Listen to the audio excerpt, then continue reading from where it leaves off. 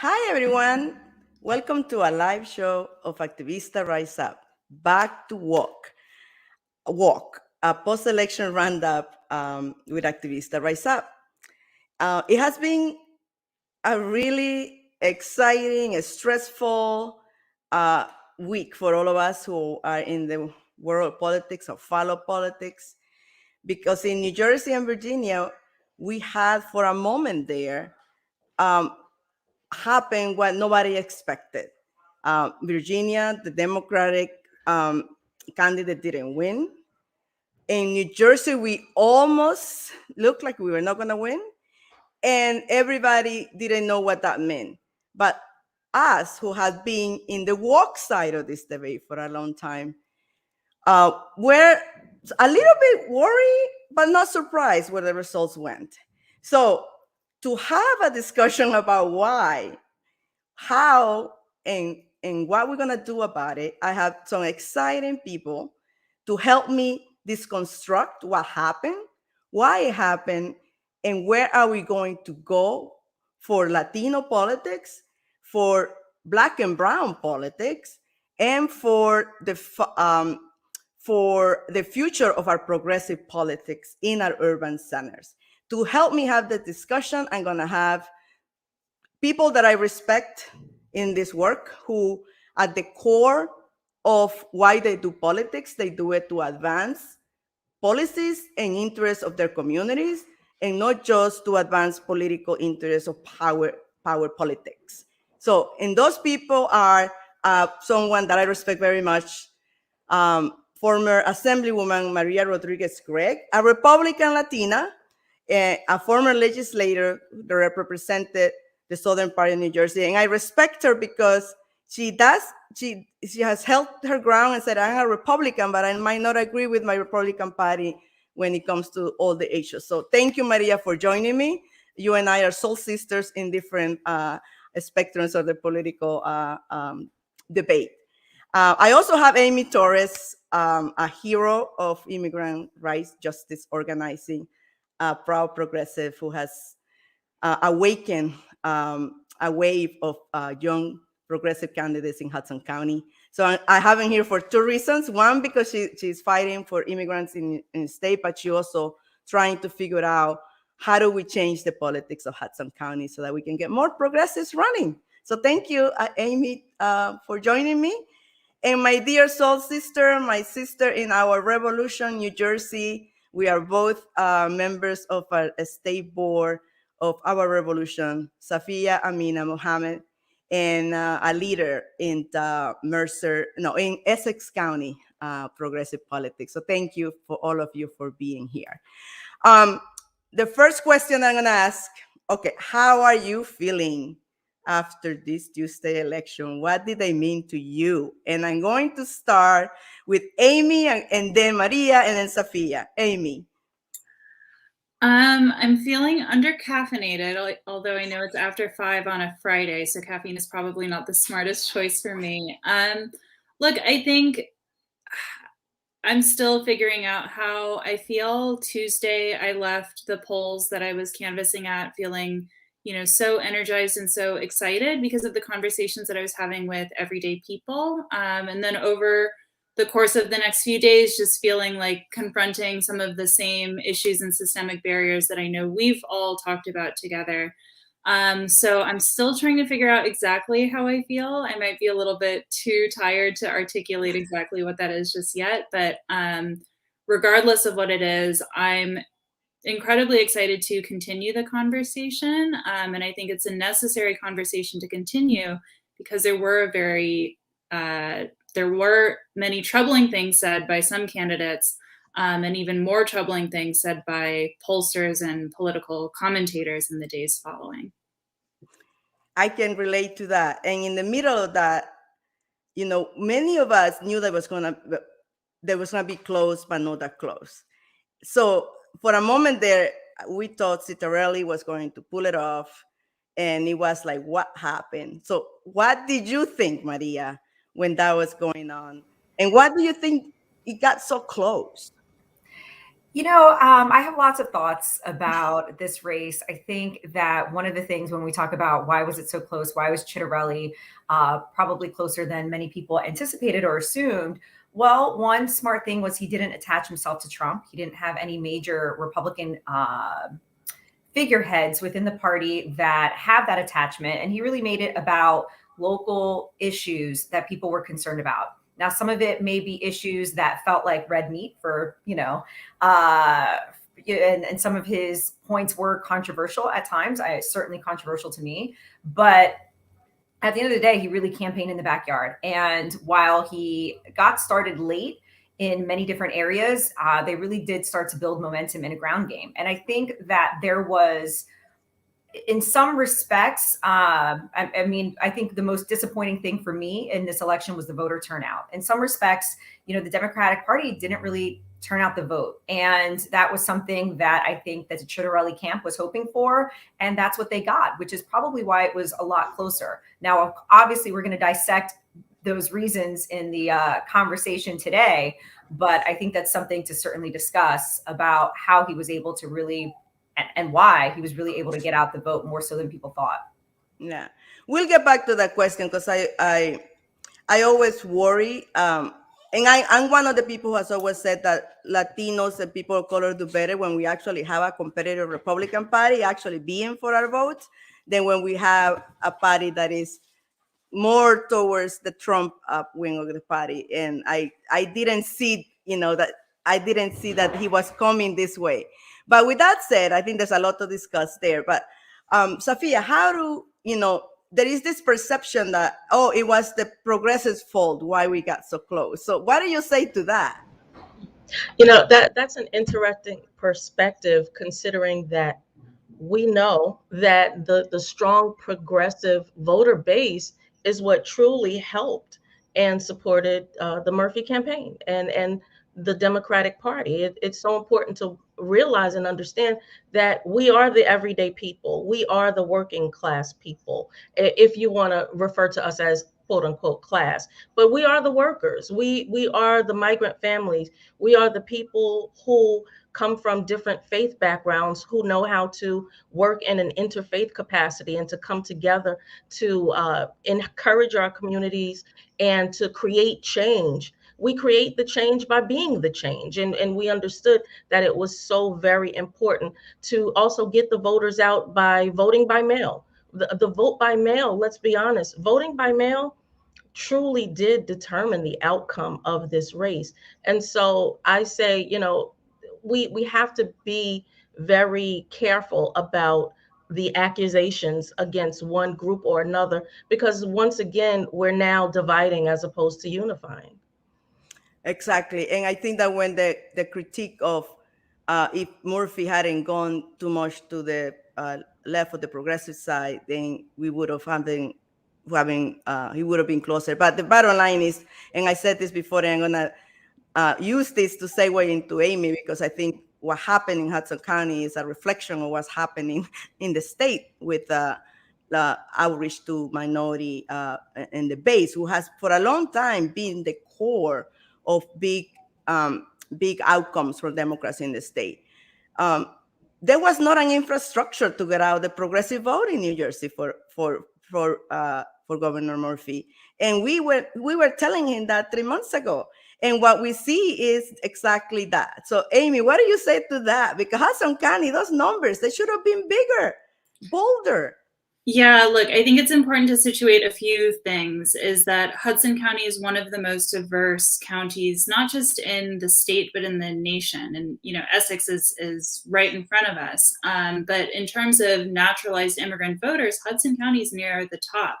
And we know that that's the electorate that is growing fastest in the state, right next to the youth vote. And who had the highest registration numbers in 2020? Young people and newly naturalized immigrants.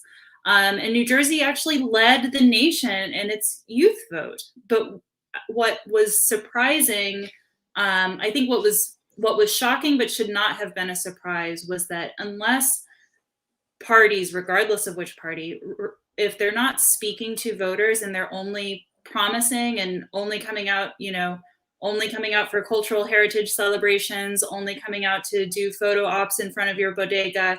That is not actually putting food on the table. That is not the same as uplifting your family. That is not the same as uplifting your community. And I think unless parties start delivering on the promises that they run on in the campaign trail, that future of the party, which is already here, right? We already know they're registered to vote. They're never going to turn out. If you have unreliable political figureheads, you're going to have unreliable voters in response. And it's not enough to look at registration numbers. Those don't translate into results unless you deliver real things outside of the campaign trail. And look, Hudson County, so in my personal capacity outside of the Alliance, I'm an elected committee person. They canceled our quarterly meeting in advance of the election, which I thought was shocking because just the year before, Hudson County had tailed the end of the state in its voter turnout in a 2020 election where the rest of the nation saw record turnout. So there's a problem with leadership. There's also a problem with the culture of our campaigns. One of the things, and Maria, you said it correctly, we'll see the numbers when they come out later when people dissect them, because we do not do exit polls in New Jersey. Then we've never done them for voters of color.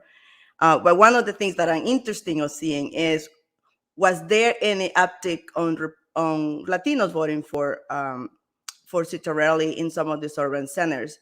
And, if there was, why? Because what I saw is Latinos not voting because nobody asked them to vote. So, and I think that what Citarelli did well is he was asking people in the suburbs to vote for him.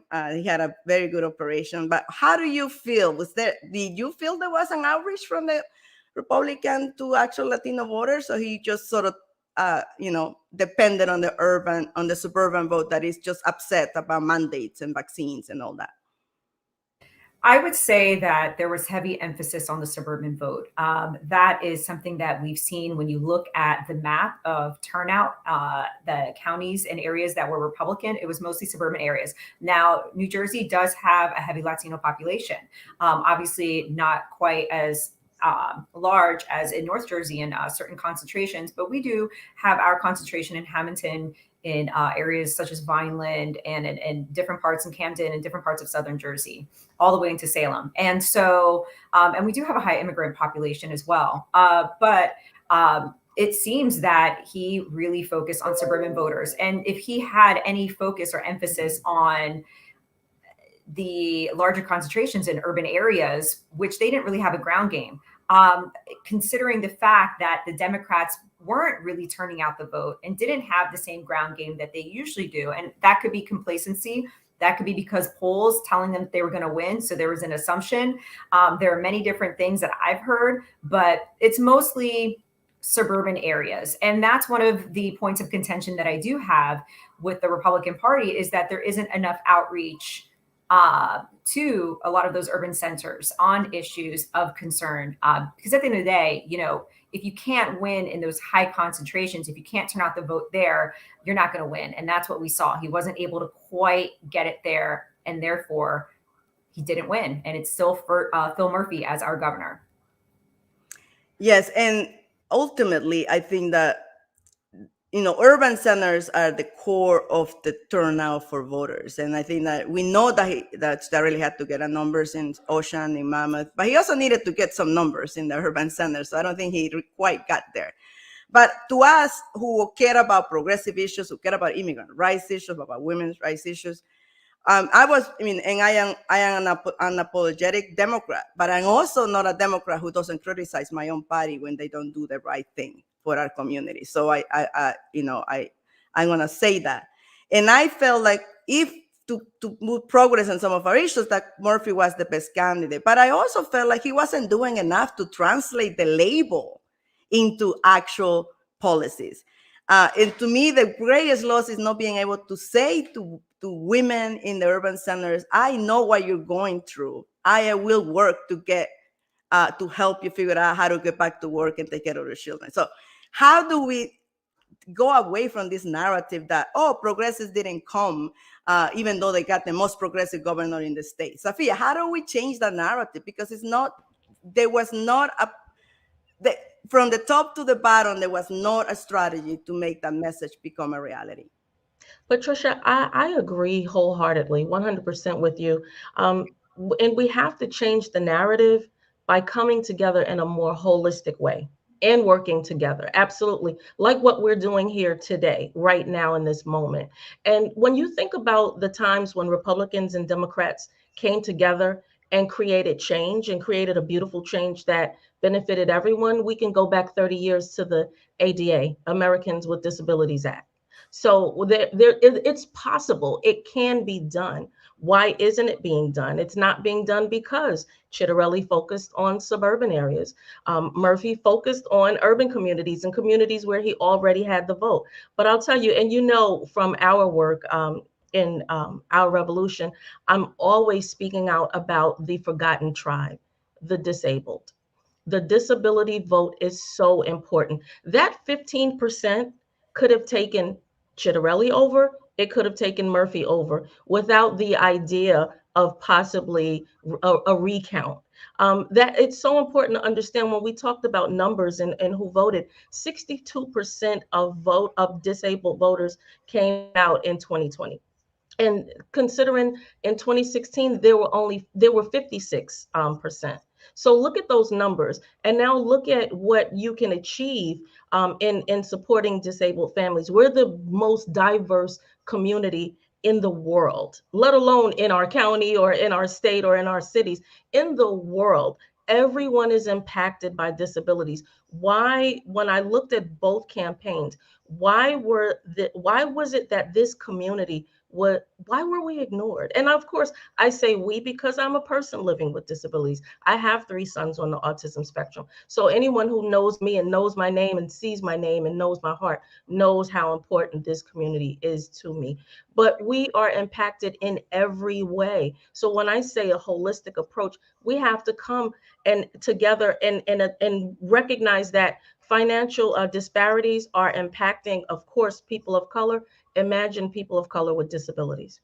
It's impacting us economically. It's impacting us in education. And I appreciate that the governor often talks about the fact that education is doing so well in the state of New Jersey. But I can tell you in special education, especially in Black and Brown communities, we beg to differ.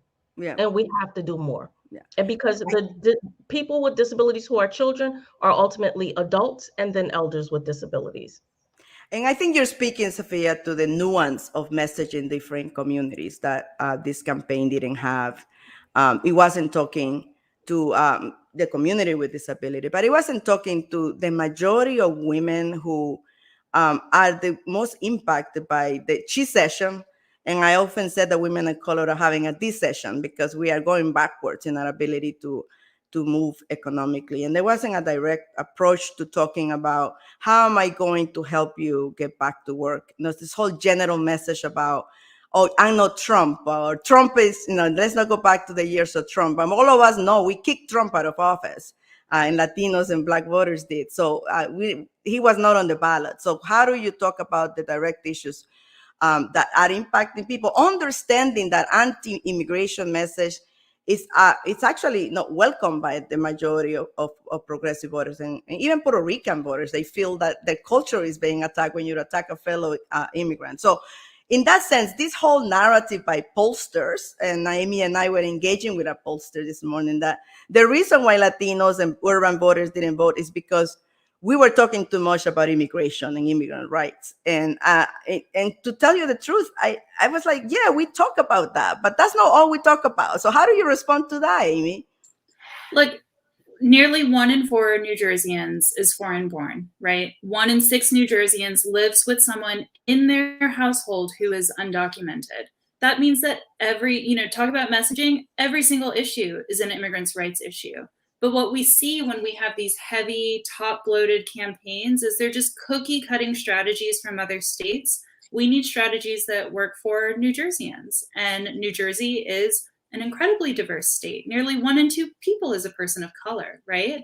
And so unless we're leading our campaigns that way, we're going to be in a real mess. I think there's a real stark difference, talking about the interplay in politics.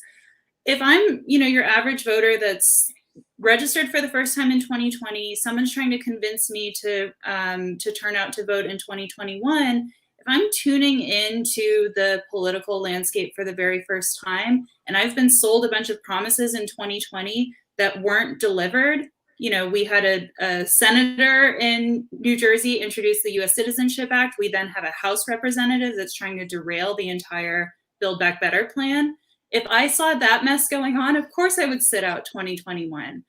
Because at the same time, my issues, immigrants' rights issues, immigrant justice issues are just becoming a soundbite, when the reality is housing is an immigrants' rights issue.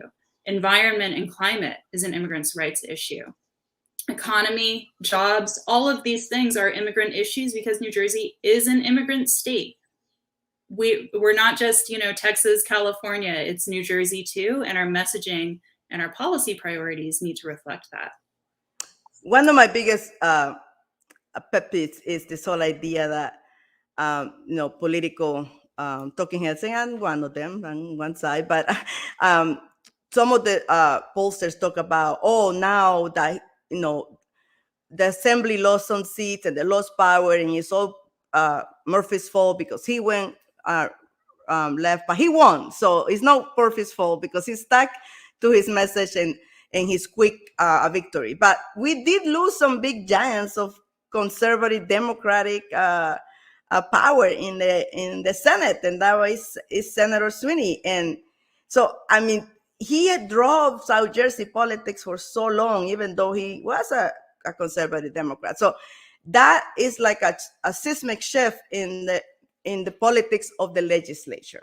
So first, I want to talk about what does Senator Sweeney means for South Jersey, Maria, but then also what does it mean for our issues around figuring out how do we get people back to work, how do we help women, how do we address issues of the need for childcare and all the stuff, which is, that is considered a progressive agenda, but it's just a basic agenda for getting the state back on track. So what does it mean for Sweeney to have lost South Jersey and for Democrats to have gone backwards? I mean, for you, Maria.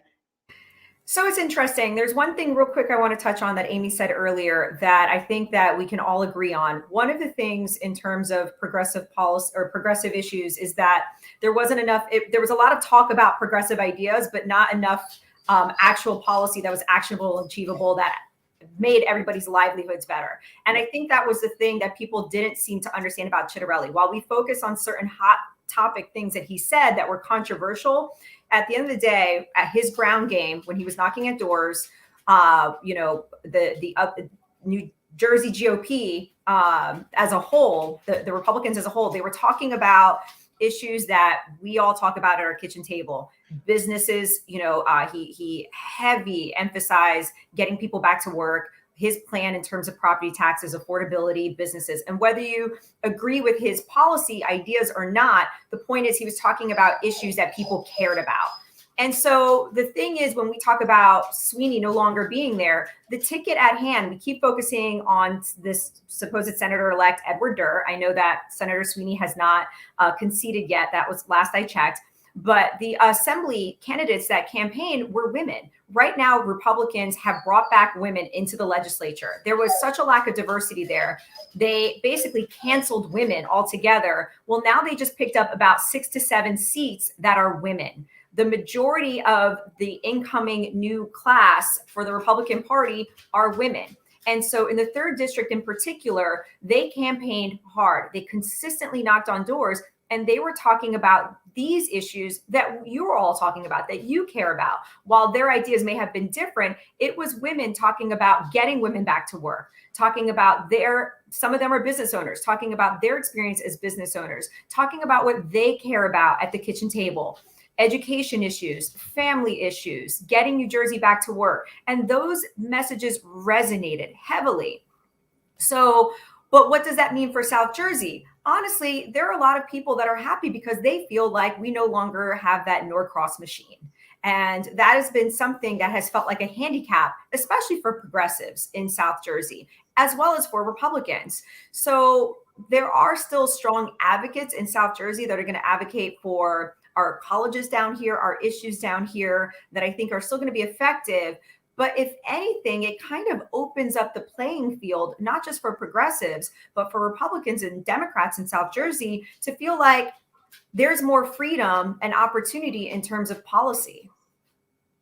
Yeah, well, I'm excited to hear that, especially from you, Maria, because that is being an ongoing discussion in some of our progressive circles. How do we actually empower independent thinkers, independent in both parties, to actually push forward and change our politics? So that's a good angle to see it, like, to see that stronghold of Norcross control in South Jersey has been demonstrated that can be shattered.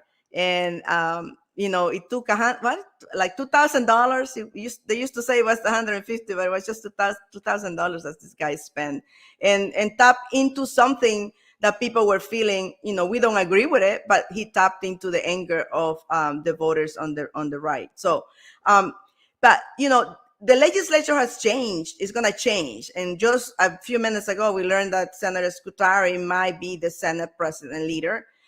There's some concerns about who are his alliances, because Norcross was defeated in the South Jersey, but he still has his tentacles all over the state. So people do feel that he's part of the Norcross tentacle. So the power balance is going to shift. What is the ability of Murphy to deliver on what he said he will continue? Some of these progressive policies to get people back to work, like paid family leave, like paid sick leave, like increase maintaining the path to increasing the minimum wage, or even resolving the issue of aid to the undocumented excluded workers. How does he get that agenda through in the assembly, Amy and Safia? You can go. We can go Amy first, and then we go Safia. Sure. Yeah, I mean, I think I would phrase it differently from how Maria mentioned. When we talk about talking to voters and they're talking about kitchen table issues, I think when campaigns talk with voters and when politicians think about their priorities, they think about the identity first before they think about the person. And immigrants want to get back to work too, right? Immigrants want to stay in their homes too. They don't want to be prey to foreclosure crises. They don't want to be kicked out by their landlord in the eviction crisis. Immigrants want clean neighborhoods. They want a just climate. They don't want their homes flooded. But the problem is that the playbooks that we're relying on right now are from, generations ago. So when politicians and when elected officials start thinking about their priorities, they pigeonhole our communities. Well, if I'm going to deliver for this community, it only needs to be this very narrow set of priorities, which is why, and thank you for mentioning the Excluded New Jerseyans Fund, that's why we're fighting so hard to restore it and make sure that more money is invested in it, because that's food on the table. That's food that supports young children. That's food that supports families, that supports people in paying their rent and paying their debts that have accrued over the course of the pandemic. That's a real social safety net issue. It's not an immigrants issue. It's a racism issue that immigrants were left out of federal stimulus to begin with. But the solution here in New Jersey, the solution for building the social safety net, is for building it for every single one of us. Safia? Yeah, Amy's so right. When I think about identity politics, there are so many pros and cons. And one of the cons in identity politics is the fact that when it comes to immigration issues, the focus is primarily on Black and Latino. And that's it. So there are many people migrating to the United States from all over the world. But why is it that the challenge or the question is, we just can't let any more Blacks and Latinos in? This is a country that was built on the backs of our ancestors, and yet you're telling us we don't have a right to be here. And it's wrong. The identity politics is a con when it comes to social justice matters, when it comes to the lives of Blacks and Latinos, specifically and particularly our men, our sons, our brothers, our fathers, our uncles, our cousins, when it comes to the men being killed. We look at racism. We look at Diversity. Diversity, equity, inclusion. Is that the only time when identity politics is working or supposedly working? We have to come back to the table. We have to come together and understand that there cannot be any more exclusion. This cannot be the most diverse state in the union, and yet we still continue to exclude people based on particular identity criteria. Enough is enough. And how we push away from that narrative, to me, is actually developing a grassroots game, a grassroots infrastructure that is funded by us, by a community, by our interests, by those who support the issues that we support. And one of the biggest frustrations that I had this election more than others is that there was no grassroots organizing voter engagement money in New Jersey. I think both from Democrats and Republicans. And by that mean, like, we don't have um, independent groups registering, engaging voters all year round. It's like a 6-month blitz to try to get Latinos and Blacks to vote. So how do we change that? I mean, for both sides, because to me, voter engagement, when you do voter engagement, you do it for just to educate people to vote and when. It's not for one or the other. So, but I mean, am I wrong? Like, am I wrong that there's no infrastructure money to build that at the grassroots level? And and then how do we change that dynamic? Maria, me, anyone? Well, one thing that I'd like to say is one way to change the dynamic, I think, and you're right, 100% correct, grassroots. And starting, that means at the kitchen tables, that means on the porch or the stoop, depending on which county you come from. In the backyards, that means, Yeah. yes, at the bodega, that means at the corner store, that means in the parking lot where the kids play. Are we truly educating them? Because our youth will be tomorrow's voters. They will Yeah. be the people who determine campaign outcomes.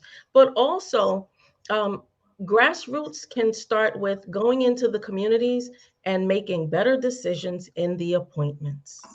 We Mhm. have to do better in appointing people to our councils, our boards, and our committees, statewide, countywide, as well as within our municipalities. Yeah. It's going to make a difference. Where are the real people who are truly impacted and affected by the decisions that are being made at the tables? Uh, our revolution, I want to say, we are member driven. We take up individual donations, and we're trying to grow that so we can have more power. But I always say we need to be able to have that type of investment locally.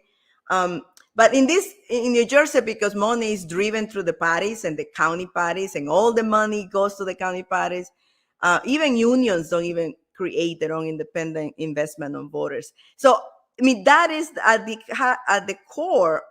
How do we change that? How do we demand investment in voter education for young voters in New Jersey? Because I believe that both Republicans and Democrats their formula for winning is in middle class, older voters who always are more conservative, but they are on their way out. Their future is young women, voters of color, but nobody's investing in that. How do we push that conversation forward in both the Republican and Democratic Party?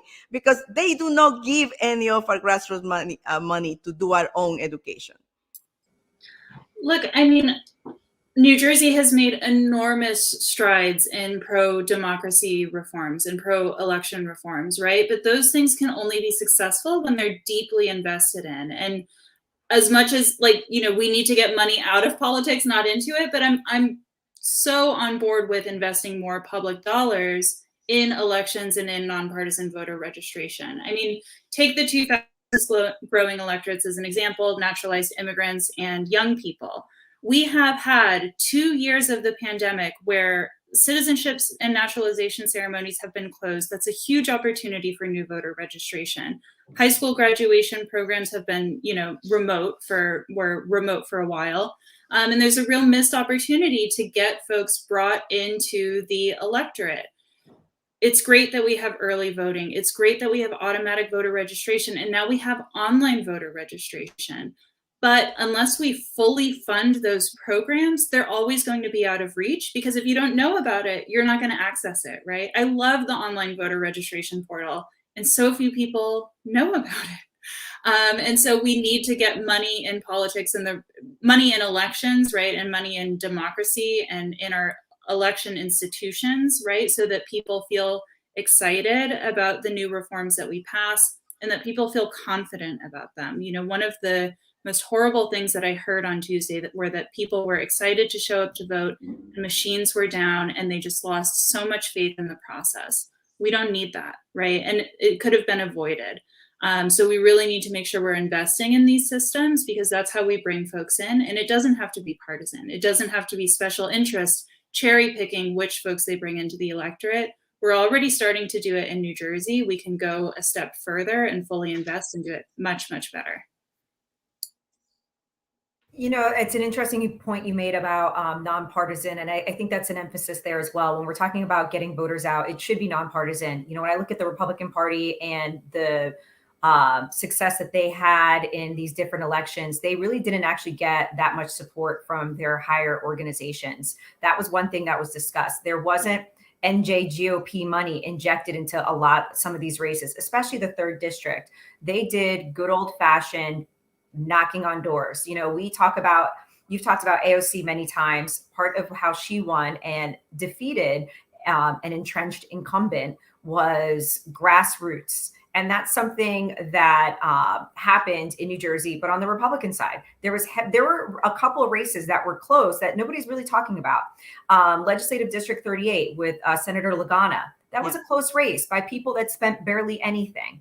They knocked on doors. They worked very, very, very hard.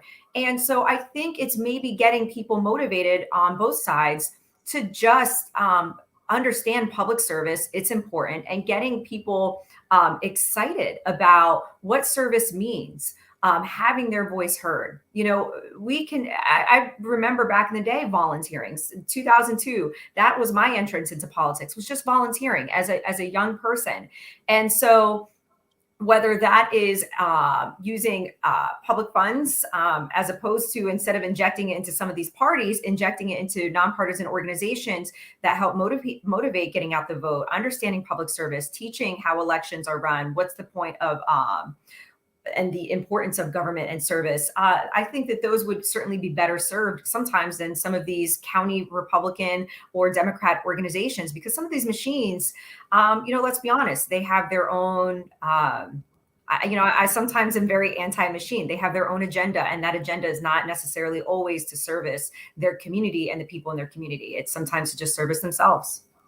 Well, you're in good friends here. I think we are anti-machine here, and the control that the machines have in deciding who runs and who doesn't run, or who has the support or doesn't have the support. I believe wholeheartedly that the fact that Democrats don't have competitive primaries is a downside to energizing voters. And I actually, not everybody is in agreement with me, but I said, why do we have to have closed primary elections? We should just have open primary elections so that candidates have to talk to everyone, because nobody gets excited for anybody in the primary because, it doesn't matter. And by the November, it's like, oh, my vote doesn't matter. So, I mean, it's as simple as that, letting young people run, and letting voter candidates of color to run. So I know that we all are working on that. So maybe we can put a plug about how we're going to change this local politics and get more young people engaged in the activity of changing our politics locally. Because I do agree, all politics are local, and that hasn't changed.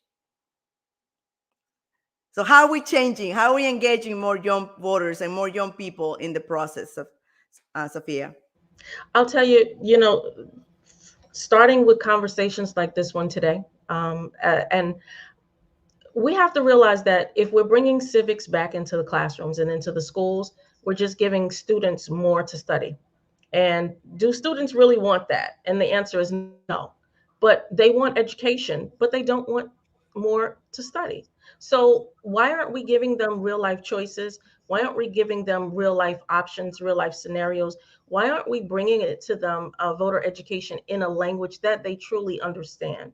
So when you have people who have antiquated ideas about politics, about governance, how do you expect a 15, 16, 17, 18-year-old to truly relate? They don't. And so we have to meet them where they are. So as opposed to bringing more civics, which, I mean, let's be honest, in most of our Black and Latino communities in our schools, we don't see the civics anyway. And I was in high school 100 years ago, and I can tell you I don't remember seeing it in the classroom. But the voter education has to come across in a way that it's written in a language and provided in a language for our youth to understand. Yeah. When my youngest son is 18, and the voter education initiative was brought to his school, and that was a wonderful thing. He said that things were presented to him, information was presented to him, but he had no idea what they were talking about. That's a problem. That's a Yeah. problem. Yeah. We have to help them understand that when they don't know the difference between a Democrat or a Republican unless they know that their parents are Democrats or Republicans or other Yeah. options. So Yeah. are we giving them options and choices? Yeah. Most likely a young person going to the polls have no idea who they're voting for anyway. I And have so a question. Yeah. Yeah. Thank you. I totally. we have to Yeah. communicate in their language.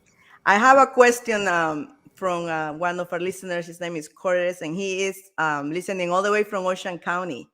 And he said that they had the highest turnout of votes for Jack, and he wants to know how can we encourage young progressive or people of color to run in red counties and start like talking and organizing locally. So I'm gonna set that question there, but also because in Hudson County we had some exciting local young people, Amy, with Danielle Freire and Joel Brooks and Solomon, who already won. But those two to me were so exciting because they were trying something new, like new ideas. So I mean, we gotta do more of that in Hudson County, but how do we do that in Ocean County?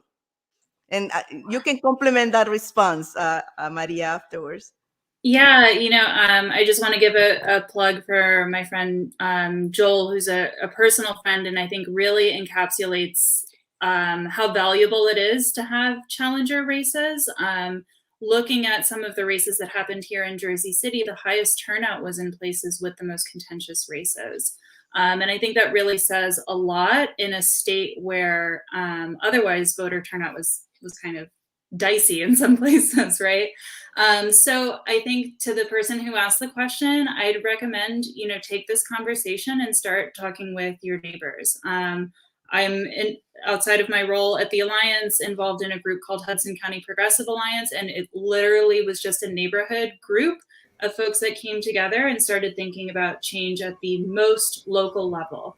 And by doing that, we were able to take a historic sweep of county committee seats in June of this year. And it didn't take a ton of effort. It was like a few Zoom calls, training people how to run, and then the rest of it was just knocking on doors in your neighborhood when you're going to the grocery store, when you're waiting at the bus stop, just talking to folks that live on your block. But if we can't get democracy right at the block by block level, we can't get it right at the state level. We can't get it right at the federal level. A lot of it is just starting conversations. I think the last thing that I'll say, and I'll pass it over, is we need to stop using words like minority. And we especially need to stop using words like minority in New Jersey. So many New Jerseyans sit at different intersections of their identity and their experience that when we start categorizing, how do we get this group to turn out, we automatically pigeonhole ourselves away so that we're not doing coalition building. Stop using the word minority. Start using words that have universal resonance. How do we do things for working people? How do we do things for neighbors that are just trying to survive? How do we do things for people who aren't the ultra wealthy and ultra rich, right? So really thinking about how we get groups to form broad-based coalitions, that's the work that I'm interested in, even though my foot in the fight is in the immigrant justice space. So how do we do this in places like Ocean County? That's Chris' question. You know, it's interesting that everybody's talking about Ocean County because we ask the same questions. How can Republicans win in places like Hudson County? And the reality is sometimes you just need people that are willing to run, and having sometimes having strong organizations to really encourage them, have them prepared for the realities of campaigning and just getting out there. It's such a great learning experience. And that's the times that I've encouraged young people to run, younger people.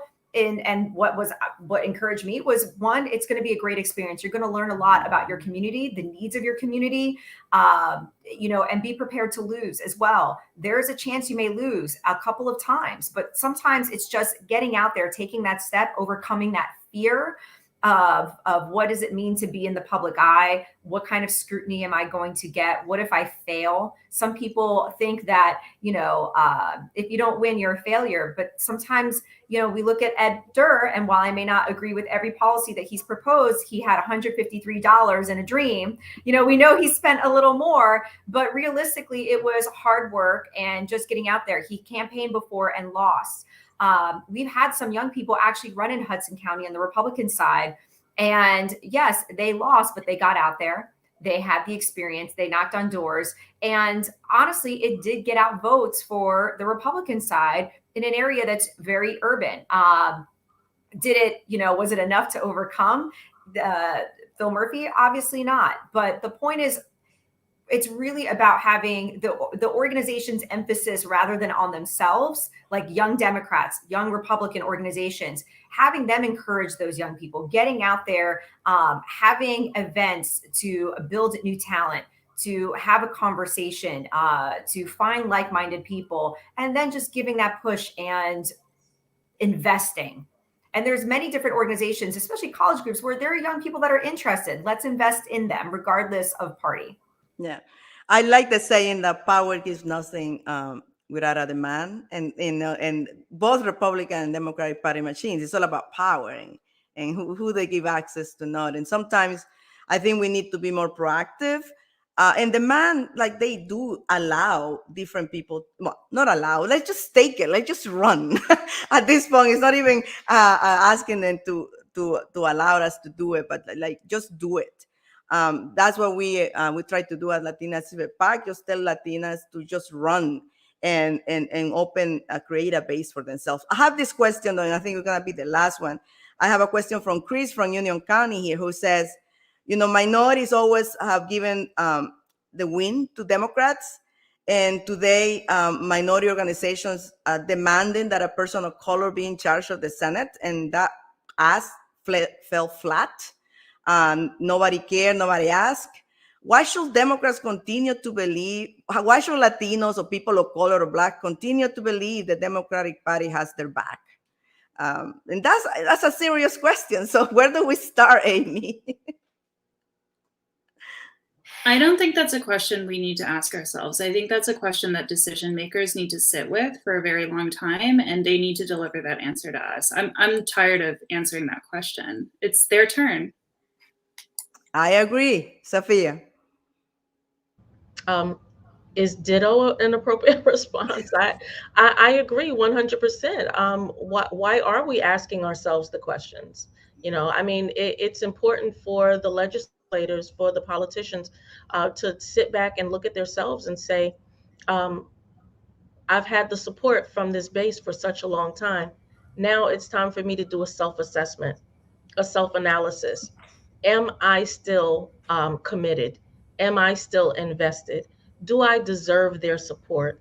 And what can I do to continue to garner their support? Maria. You're thinking something. Agree. And the reason why is because guess what? When we elect you, when you're our elected officials, you need to be accountable. And so if you're not picking the leadership that's representative of what we believe that needs to be representative of our community, then we need to hold you to the fire. And so all of those people, everybody, and that's a great question. Why did you vote for them? Maybe it's now time to let them know, to contact those people. Every senator in the Democrat caucus, because they're the majority, contact all your senators and say, we demand that you know, have more of a consideration in terms of who you're picking for Senate president. We don't like who you're picking. Vocalize. You know, we talk about coalition building on issues. We talk about coalition building on policy. Well, maybe it's time to have some coalition building in grassroots and, you know, phone calls to the senators to let them know we don't like your choices. And if you're not going to have more consideration of what we believe to be more representative of our communities, instead of just your usual power players that we know are going to service themselves, then, and I'm not speaking particularly about Senator Scutari, but just in general, then we need to let you know you may not get our vote next time around. Look how close this race was. Guess what? Some of your districts were pretty close. They're going to be a lot closer. And, you know, we might find people to primary you. I think sometimes you need that grassroots. Sometimes we have more power than we think. And I personally believe that we're not exercising that power. These people are already in a position of power. And if they're not sitting there taking that self-assessment that they should have had already, then we need to let them know, guess what? You squeaked by this time. You're not going to the next time. Make the right decisions or bye-bye. Yeah. But that's just me. Well, you know, I was just realizing we're going to have another 4 years of the entire leadership of both the Democratic and the Republican Party all being white men, and very lack of representation on who New Jersey is. So I'm glad to hear that there's more Republican women who ran this time around the assembly. But for the Democratic side too, we need more women. We need more women making decisions, and we need more women of color making decisions. So we got a lot of work to do to hold our politicians accountable. And we have a lot of work to do to encourage our community to challenge some of these power structures that keep holding us back. I am all about engaging in the process and in the hope of changing the process by the mere fact that we're in it. So I encourage everyone to participate. And it might not be perfect now, but by us engaging and asking the tough questions, and sometimes being called not a team player, because I've been called not a real Democrat before, we might change the party somehow. You know, we had a lot of work to do. So how can people get connected to the movements that you all lead, to the work that you all lead? We're almost out of time. I think we can continue this conversation, but I want to keep discussing this, keep the discussion going about what does it take to change the power structure of both of our political parties so minorities can have, and I'm going to listen to Amy, we're not minorities, new voters can have a role to play in our politics. Safia, how do people get engaged with Our Revolution New Jersey?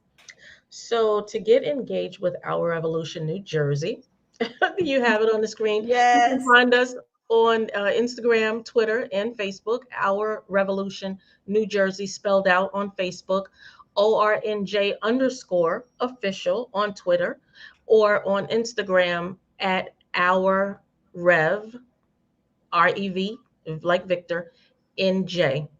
And that's Our Rev NJ on Twitter. And we're looking forward to hearing your voices. Thank you. Amy? So the Alliance, we are also around on social, and we have some really exciting priorities that are coming up just in the next couple of weeks in the legislature. So we want to make sure that if you care about immigrant justice, if you care about empowering and protecting immigrant communities, that you are plugged into the fight. So you can do that on Instagram, on Twitter, or on Facebook. We also have a resources page on our website so that you can lead your own advocacy campaigns and skill up your own communities. And Maria?